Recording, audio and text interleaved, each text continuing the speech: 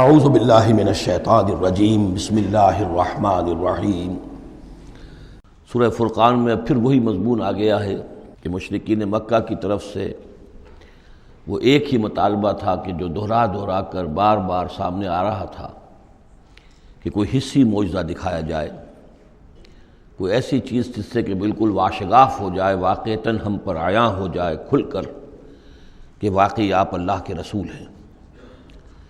وقال الذین لا یرجون لقاءنا، اور کہا ان لوگوں نے یا کہتے ہیں وہ لوگ جو ہماری ملاقات کے امیدوار نہیں ہیں، اسی لیے ان میں سرکشی ہے، لاؤبالیانہ پن ہے۔ لولا انزل علینا الملائکہ، کیوں نہیں ہم پہ فرشتے اتر آتے؟ اگر اللہ کو بھیجنا ہی ہے کوئی پیغام ہمیں تو فرشتوں کے ذریعے سے بھیجے۔ او نری ربنا، یا ہم اپنے رب کو خود دیکھیں، رب خود سامنے آئے۔ لقد استکبروا فی انفسہم، انہوں نے بہت تکبر کیا ہے اپنے آپ میں، اپنا جو مقام انہوں نے سمجھا ہے کہ فرشتے ان سے کلام کریں اور اللہ ان سے ہم کلام ہو، تو در حقیقت یہ ان کے تکبر کی بنیاد پر ہے۔ وَعَتَوْا عُتُوًّا كَبِيرًا، انہوں نے سرکشی کی ہے بہت بڑی۔ یوم یرون الملائکۃ، جس دن کے یہ دیکھیں گے فرشتوں کو، لا بشرا یومئذ للمجرمین، پھر اس دن مجرموں کے لیے کوئی بشارت نہیں ہوگی۔ یعنی کہ قیامت کا دن ہوگا، فرشتے آئیں گے، سب چیز عیاں ہوگی، اللہ تعالیٰ بھی نزول جلال فرمائیں گے،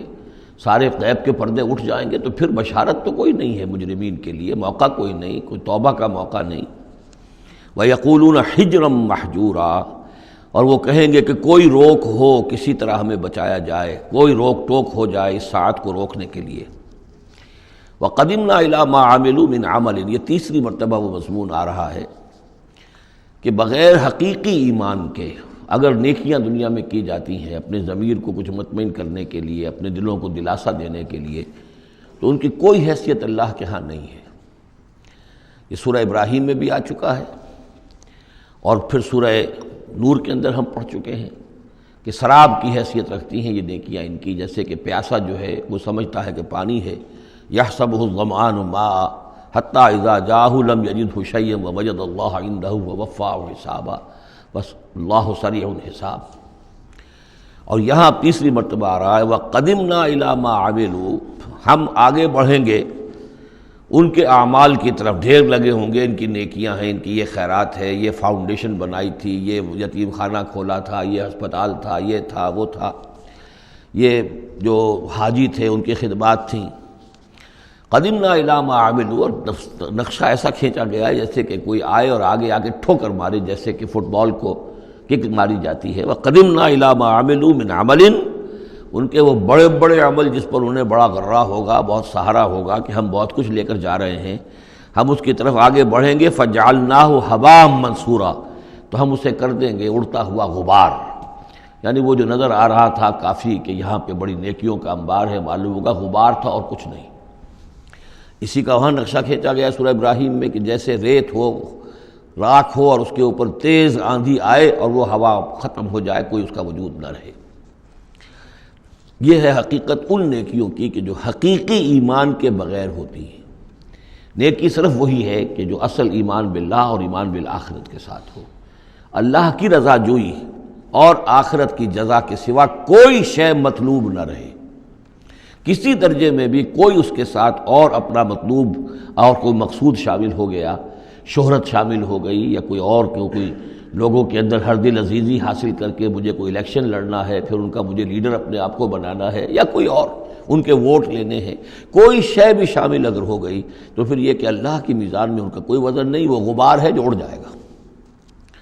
وَقَدِمْنَا إِلَىٰ مَا عَمِلُوا مِنْ عَمَلٍ فَجَعَلْنَاهُ هَبَاءً مَنثُورًا۔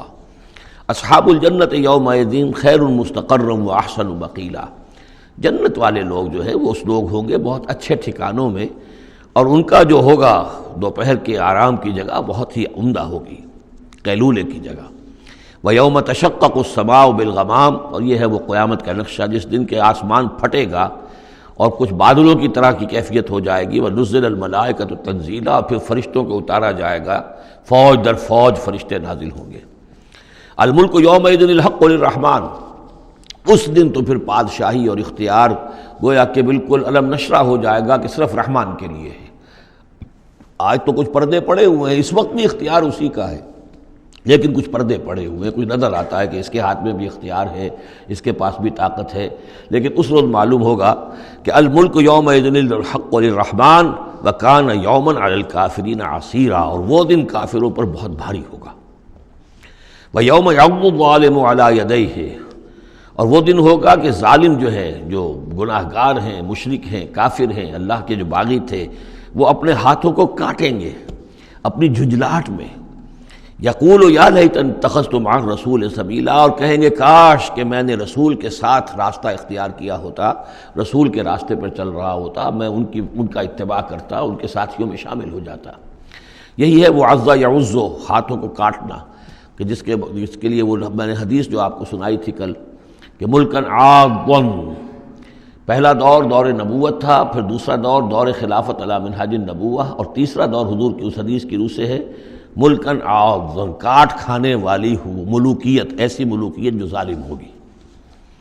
یا ویلتا، وہ سوچ کہے گا کافر کہ ہائے میری شامت، لیتنی لم اتخذ فلانا خلیلا، کاش کہ میں نے اس دن فلاں شخص کو اپنا دوست نہ بنایا ہوتا، میں نے دنیا میں فلاں شخص کو اپنا دوست نہ بنایا ہوتا، یعنی اس نے مجھے پھر ورغلایا،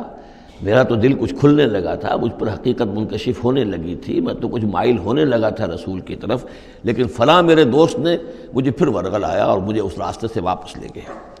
یا ویلتا لیتنی لم اتخذ فلانا خلیلا لقد اضلنی عن الذکر بعد اذ جاءنی، اس نے مجھے گمراہ کیا، بھٹکا دیا ذکر سے جب کہ وہ میرے پاس پہنچ گیا تھا۔ یعنی ذکر کا پہنچ جانا ایک تو یہ ہے کہ اللہ کے رسول نے مجھے سنا دیا، دوسری کہ میرے دل کے اندر بھی وہ اترنے لگا تھا، وہ مجھ تک پہنچ گیا تھا، میرے دل کے تاروں کو چھیڑنے لگا تھا، جیسے کہ کہا گیا ہے وَقُلْ لَهُمْ فِي أَنفُسِهِمْ قَوْلًا بَلِيغًا، اے نبی ایسی بات کہیے ان سے کہ جو ان کے اتر جائے، جو پہنچ جائے، ان کی روح کی گہرائیوں تک اس کی رسائی ہو جائے، وہ بات کہیے۔ تو یہ بات مجھ تک پہنچنے لگی تھی، لیکن اس نے مجھے گمراہ کر دیا۔ وَكَانَ الشَّيْطَانُ لِلْإِنسَانِ خَذُولًا، اور یقیناً شیطان جو ہے وہ انسان کو پھر دغا دینے والا ہے۔ وَقَالَ الرَّسُولُ يَا رَبِّ إِنَّ قَوْمِي اتَّخَذُوا هَٰذَا الْقُرْآنَ مَهْجُورًا، اور رسول نے کہا، فریاد کی، اے اللہ، اے میرے پروردگار، میری قوم نے اس قرآن کو ترک کر دیا ہے، اس کی طرف توجہ نہیں کر رہی ہے، اس کو سننے کے لیے تیار نہیں ہے۔ میں سنا رہا ہوں، ہر امکانی شکل میں نے اختیار کی ہے کہ سناؤں، لیکن یہ میری قوم جو ہے اس کی طرف متوجہ نہیں ہو رہی۔ یہ ہے وہ لفظ مہجوری جسے علامہ اقبال لے کر آئے ہیں، خار از مہجوری قرآن شدی، کہ اے امت مسلمہ تو جو ذلیل و خوار ہوئی ہے تو قرآن کو ترک کرنے کے باعث ہوئی ہے۔ جیسے کہ حضور نے فریاد کی، یا قیامت کے دن حضور فریاد کریں گے، یہ دونوں معنی اس کے ہو سکتے ہیں، لیکن اس وقت جو پیش نظر ہے،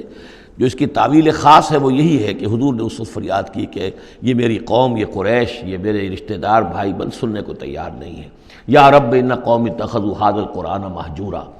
ان کا جو قرآن مجید کو ترک کرنا تھا وہ تو تھا ڈھٹائی کے ساتھ کہ یہ اللہ کا کلام ہے ہی نہیں، یہ تو محمد نے اپنا گھڑ لیا ہے۔ لیکن یہ ہے کہ کوئی شخص اس کلام پر ایمان کا دعویٰ کرے، لیکن اس کی روش یہ ظاہر کر رہی ہو کہ وہ حقیقتاً ایمان نہیں رکھتا، وہ بھی اسی کے ذیل میں آ جائے گا۔ وہ کہتا تو ہوگا میں سمجھتا ہوں یہ اللہ کا کلام ہے، لیکن پڑھتا ہی نہیں، کہتا ہے کہ میں مانتا ہوں یہ اللہ کا کلام ہے، اس کو سمجھتا ہی نہیں، کہتا ہے یہ اللہ کا کلام ہے، اس پر عمل نہیں کرتا، تو وہ کہنا نہ کہنا برابر ہو گیا، یہ تو تکذیب حالی ہو گئی۔ چنانچہ اس آیت کے ذیل میں جو حاشیہ لکھا ہے مولانا شبیر احمد عثمانی رحمۃ اللہ علیہ نے، وہ میں آپ کو سنا دینا چاہتا ہوں۔ آیت میں اگرچہ مذکور صرف کافروں کا ہے، تاہم قرآن کی تصدیق نہ کرنا، اس میں تدبر نہ کرنا، اس پر عمل نہ کرنا، اس کی تلاوت نہ کرنا، اس کی تصحیح قرأت کی طرف توجہ نہ کرنا، اس سے اعراض کر کے دوسری لغویات یا حقیر چیزوں کی طرف متوجہ ہونا، یہ سب صورتیں درجہ بدرجہ ہجران قرآن کے تحت میں داخل ہو سکتی ہیں۔ اگر ہمارا طرز عمل یہ ہے کہ نہ قرآن کو ہم پڑھتے ہیں، نہ سمجھنے کی کوشش کرتے ہیں، انگریزی زبان ہم نے اتنی سیکھ لی کہ انگریزوں کو پڑھا دیں، لیکن عربی اتنی بھی نہیں سیکھ سکتے کہ قرآن مجید کا مفہوم براہ راست ہمارے دلوں پر نازل ہو جائے، تو پھر یہ کہ ہمارا کہنا یہ کہ ہم قرآن کو اللہ کا کلام مانتے ہیں، یہ جھوٹ موٹ کا دعویٰ ہے۔ ہمارا عمل اس کی تصدیق نہیں کر رہا، ہمارا عمل جو ہے ہمارے اس ایمان کی گواہی نہیں دے رہا۔ اس موضوع پر الحمدللہ میرا وہ جامع کتابچہ ہے مسلمانوں پر قرآن مجید کے حقوق، اس کا انگریزی ترجمہ بھی ہے، فارسی ترجمہ بھی ہے، عربی ترجمہ بھی ہے، ملیشیا کی زبان میں بھی ہوا ہے، یہ مختلف جگہوں پر اس کا تراجم ہوئے ہیں، الحمدللہ کہ بہت مقبول کتابچہ ہے۔ وَكَذَلِكَ جَعَلْنَا لِكُلِّ نَبِيٍّ عَدُوًّا مِّنَ الْمُجْرِمِينَ، یہ مضمون پہلے بھی آ چکا ہے، سورہ انعام میں بھی آ چکا ہے۔ ہم تو خود ہر نبی کے دشمن کھڑے کر دیتے ہیں، تاکہ بھٹی ذرا گرم ہو، تصادم ہو، کشاکش ہو، تبھی تو اہل ایمان کے ایمان کو کی تو جانچیں گے نا کون کتنے پانی میں ہے، کیا پتہ چلے گا۔ اگر سب آرام سے سمجھیے کہ ٹھنڈی سڑک پر چل کر جنت پہنچ جانا ہو تو سب چلے جائیں گے، کون نہیں جائے گا؟ وہ تو پتہ چلتا ہے، جیسے کہ آیا حفت الجنت بالمکارہ، جنت کو تو اللہ تعالیٰ نے گھیر دیا ہے ان چیزوں سے جو انسان کو بہت ناپسند ہیں۔ تکلیفیں آتی ہیں، مصیبتیں آتی ہیں، وَلَنَبْلُوَنَّكُمْ بِشَيْءٍ مِّنَ الْخَوْفِ وَالْجُوعِ وَنَقْصٍ مِّنَ الْأَمْوَالِ وَالْأَنفُسِ وَالثَّمَرَاتِ۔ تو جنت والے تو سے ممیز ہوتے ہیں کہ واقعتاً یہ جنت کی قیمت ادا کرنے کو تیار ہیں۔ ان اللہ اشترى من المؤمنین انفسهم واموالهم بان لهم الجنہ، جنہ خریدنا چاہتے ہو تو تمہیں اپنے جان اور مال سب دینا ہوگا۔ کذالک جعلنا لکل نبی عدوا من المجرمین، اسی طرح ہم نے ہر نبی کے لیے مجرموں میں سے دشمن کھڑے کر دیے۔ وکفیٰ بربک ہادیا ونصیرا، اور کافی ہے تیرا رب ہدایت دینے کے لیے، جو بھی ہدایت کا طالب ہوگا اللہ ہدایت دے گا اور اس کی مدد بھی کرے گا۔ صدق اللہ العظیم۔